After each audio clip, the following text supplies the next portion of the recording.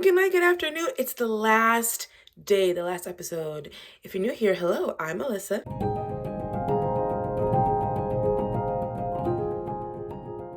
You guys, we are at the end of our And Just Like That season 2 journey, but hopefully you stick around because I will be doing commentary for other shows. I'll be doing Bridgerton season 3 and also Sex Lives of College Girls, which also airs on Max. I cannot wait till those shows are back. And with what's going on in the world, who knows when that will be, but I'm excited. I am very, very excited as well to be done with season 2 of this show. You guys, it's just like, it has been like a roller coaster, and I would be interested to know if when you watch the playlist of the entire season of the commentary that I've done, like my different moods and like how excited I am is like up and down, I think. Or it's mostly like I was like kind of like hopeful and happy in the beginning, and then it goes like down, and then it went back a little bit up, and then it goes back down again. So yeah, I have loved our time together, but I am so excited to be done with season 2 of this show. So let's watch it and talk about it, and I'll catch you guys in a few minutes. Hey guys, just watched the episode. So before we get started, I want to remind you to subscribe and hit that thumbs up. The thumbs up really helps me out. It elevates the visibility of the video, and it helps creators to continue being motivated to create these videos, because I never know who's watching. It's just me and my camera in my room, and also my cute dog. So let's talk about The Last Supper Part 2. Is she really expected to wait 5 years? I just feel like, sir, totally understandable that your kids come first before anything else, and you have to go up to wherever the fuck the farm is to do what you have to do. Cannot fault a person for choosing their children and choosing to be a parent and take care of them, especially when one just seems really fucked up. But he's also asking her to wait 5 years.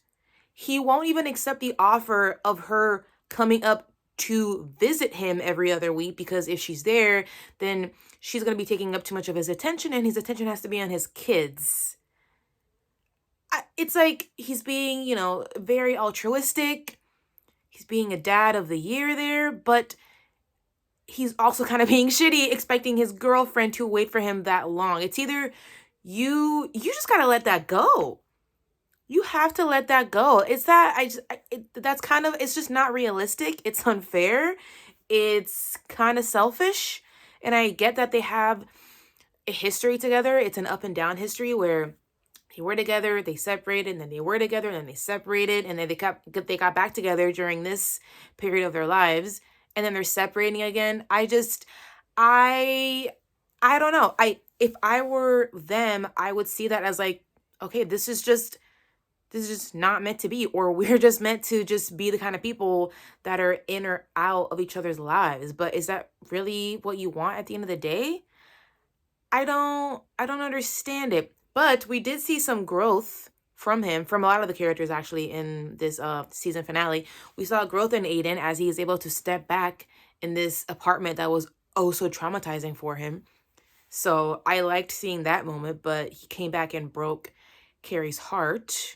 And by the way, now what happens? Because she sold her apartment and gave it to her neighbor, unless she's just going to stay in that big, huge house that she bought for her and Aidan alone. Like, what is going to happen there? I don't understand. It's just like all the plans were ruined because, I mean, I get it. He has to go to Virginia and take care of his kids, but she's already like made all these moves to allow him to come into her life again. So what is Carrie gonna do? I couldn't help but wonder, what the fuck do I do now? Another huge thing that happened in this episode is that we got a cameo from Samantha.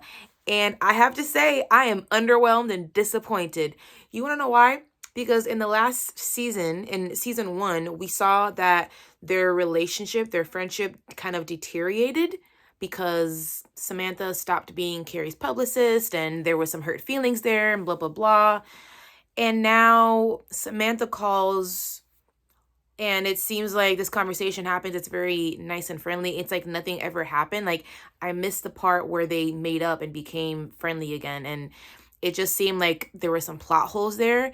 Of course, it was lovely and nice to see Samantha because she is a Sex and the City favorite. She's a wonderful character that we all love and miss. But you got to give me some more context as to what is the purpose of this phone call, because it very much felt like we're just going to add in this cameo for shits and giggles because people like this character. It doesn't matter. It doesn't make sense how she came back into Carrie's life. Who cares? I care. Again, there's just like underdevelopment characters. There's underdeveloped writing. It's just, there's just giving you little pieces here and there, and you're just supposed to accept it. And I don't accept it. I love Samantha, you guys, okay? I love seeing her, but it just left me like, okay, but what happened? How did you mend the friendship, and what's going on in the future? I wish they would just offer, oh my goodness, I'm forgetting. Oh, Kim Cattrall. So sorry about that. I wish they would offer Kim Cattrall a big fat paycheck, pay her whatever she wants so that she can come back full time. What is the problem here? You already obviously paid her a lot of money to make a cameo that didn't really have an impact on the show or the story. It had absolutely no impact on any of the characters. So pay her the money for her to come back as the full-time character on the show. We all love her. Why can't we just do that? Switching gears here and talking about Charlotte and Harry, I absolutely loved seeing Charlotte tell Harry that he's being a whiny little bitch and that he's just complaining about doing the bare minimum. I loved that scene because this man, okay, yeah, she got like blackout drunk and, she went out with the girls, but that was for one evening. It's not like she's doing that every single weekday. And he's complaining like, I can't do this alone. I'm just losing my mind. And she's like, my dude, you don't do shit. You don't do anything to help me around the house. It's like you're experiencing a little bit, just a fraction of the things that I would experience every single day. And you know what? Now that I decided to go back to work because I love my career as well, and I want to get back to me, you do need to step up more and help me out. So I loved that scene, and I need Harry to come correct because he's been an old favorite of mine for a long time, but he's been on my shit list for a little bit because he's being a little bitch. So I'm loving the fact that Charlotte told him off. We got another moment of character growth in this episode where Miranda really kind of faces some demons, or I guess some baggage, I would say. She has moments with both of her exes, with Steve and Shay. I love the fact that Miranda and Steve decide they still want to be in each other's lives. They don't want to be enemies. And they are deciding to move forward, but as a friendship and not to get back together, which I think was a really grown-up and healthy decision. I think this was the right move because they are a family, essentially. They share a child together and they have shared a whole life together. And I think that was a really sweet moment. I love the fact that Miranda told Steve that you were the one that was smart about everything. You convinced us to buy the home in Brooklyn, something that we could never afford to do today. And you were right about us being good parents, and we had Brady. And then she tells them the only thing you were wrong about was us. But then he tells her, I was not wrong about us. I was right about us for a very, very long time, which makes sense, right? Because of their union for the years that they were together, that's why so much life has happened. Like the good things in their lives happen, like them sharing a child together, them buying a home together. So he is right. And I love that moment. Another moment that I loved here was Miranda owning up to her faults, because she tells Shay that she is not great at leaving relationships. It always kind of leaves like some kind of like bad taste, and that is historically correct with that character, with Miranda. She just never really fathomed how to be civil and amicable with people she's broken up with or have broken up with her. So I love that they did not get back together either. I love these moments where we can just come together, have a grown-up conversation that's mature, and then just decide to keep it pushing, keep it moving. So I also enjoyed Shay apologizing for the jokes that they said on stage about the relationship they had with Miranda, and that they would no longer do any more of those jokes on stage for their future stand-ups. So I love that Shay owned up to what they did, and I love that Miranda owned up to how she deals with things. And they also talked about how, they were not compatible and they were not good together, but it doesn't mean that it was all for naught, right? I mean, those were big explosive things that happened that shook up their lives, and hopefully we get to see them move on and be happy. We do see Shay finally hook up with her fan. Even though I feel like they were also kind of flirting with Carrie's neighbor, Shay's just out here like looking and flirting up with everybody. So I don't think they're exactly ready to settle with anyone just yet. But maybe we'll see Miranda hook up with somebody else next season, if there is a next season. I have no idea if this is getting a season 3. I don't know. I think there was a very powerful moment in this episode where Naya gets this really huge, I guess, promotion at her job. She gets the chance to be elected to be in the American Law Institute. And it's something that she has worked for, right? She goes home and tells Miranda the good news, but she tells Miranda that she thought about reaching out to her ex, and then she was like, oh, but then I remember, they are no longer together. And then Miranda lets her know, but you are a tenured professor at the world's most successful law school, and now you have this opportunity to be in the American Law Institute. These are amazing things and amazing achievements, and Naya knows this and recognizes this, but then she says, she just looks like so sad. I think the actress did a good job in this episode showing kind of the sadness in her eyes. She tells Miranda, yes, I have all these things, but I also have no man to share it with.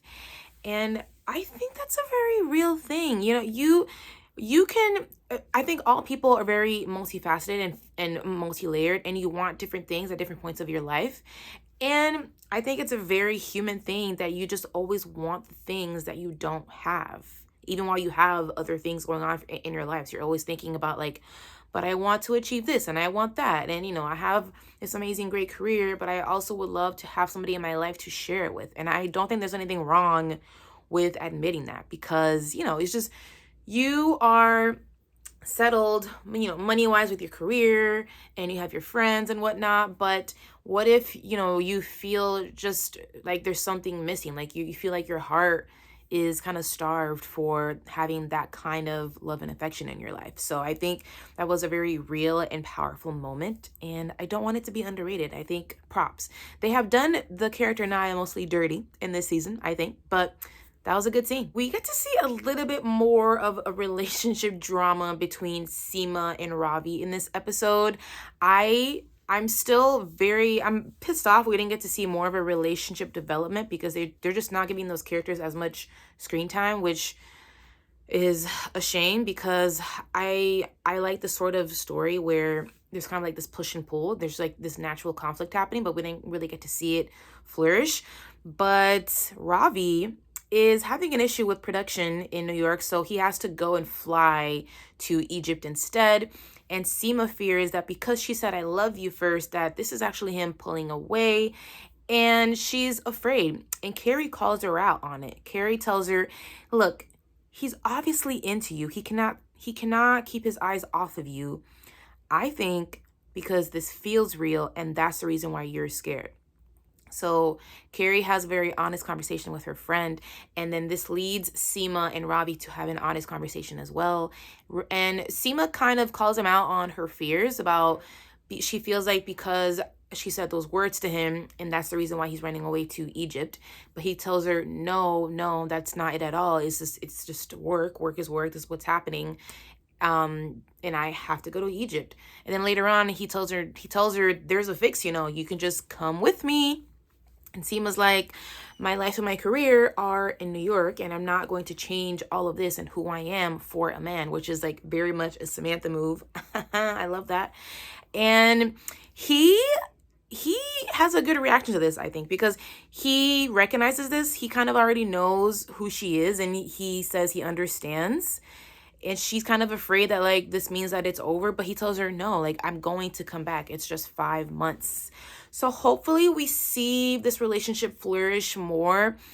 I really like this pairing. I just wish we kind of saw a little bit more like deeper conversations, a little bit more like date night, so we can see the actual falling in love part, because those are my favorite moments in a romantic story, whether I'm reading a romance book or whether I'm watching a movie or a show. Those are my favorite parts, is when you get to see them falling for each other. So we skipped over all of that and just went straight to bed, and I love you, which is really, really frustrating as a viewer. But I think they are good enough actors that they're, trying to make the writing work for what it is. So hopefully we get to see more of them in the next season. The theme for this episode was definitely character development and growth somewhat for some characters, because we get to see Anthony lose his ass virginity. And also in that moment, it wasn't just about sex, right? It was about his walls finally like coming down, because his boyfriend Giuseppe announces to everybody at Carrie's apartment's party that he's going to go back to Europe because of the publishing in New York is just not what it really what he set it out to be. But it's really because, this man that he's fallen for, his boyfriend, just refuses to open up for him. So he has decided he's not going to settle for that. He's just going to fuck off and go back home to his country. So then Anthony did not know this, and he kind of confronts him. So they have another open and real conversation about the walls that Anthony has, and Giuseppe's just not able to get through them, and he's not going to stand for that. He's going to go back home. But then Anthony takes a moment to recognize his faults as well, and agrees that he does have some walls up, and that he's used to being the one to call all the shots. So this leads them to have another kind of reunion of the hearts and minds as they are making out at this party. And then later on, they are finally Anthony finally does some of the he's taking in some of the fucking in this episode. So I'm guessing that means Giuseppe will be staying in the country. Okay, I think that is all that I really cared to talk about. There was some I had mentioned at the top of this video, but I feel like this season was very much a roller coaster. It started off promising and happy, and then it just goes like for the rest of the season. What else is there to mention? We see Seema and Carrie go to Greece because they're like, our boyfriends have left us and we're supposed to wait. I mean, Seema has a better deal with 5 months versus Carrie's 5 years, so they're gonna come back to New York with a tan.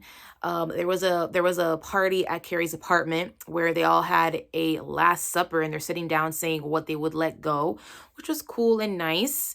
I'm worried about Carrie's neighbor, because where is she gonna live? Who the fuck knows? But that's it. Our time together is over. This has been quite the project for me. It was fun. At the end of the day, this is something that has helped me find you guys, and you have found me, and I hope you guys stick around, because I'm gonna have a lot more fun on this channel with more commentaries for more shows. And I also do out of the theater reactions for movies that come out, because I get invited out to the advanced screenings here. And that is it. We've come to the end. You guys, please let me know your thoughts and feelings on this whole season for season 2. I have not heard any word if there will be a season 3. I haven't paid attention to the news for this, because I'm just like, well, let's see what happens. It's just, I have not been I haven't been like really excited to watch, but I've gotten really excited to talk to you guys about it. So if there is a season 3, I will be doing it again, because it's fun talking about the show and kind of ranting and venting about the show with y'all. That is the best part about doing this season, because it's not the writing of this show. So thank you guys so much for checking this out. I can't wait to talk to you guys again. And if you want to follow me on social media, the links are all at the bottom, and I'll catch you guys next time. Till the next video. Bye.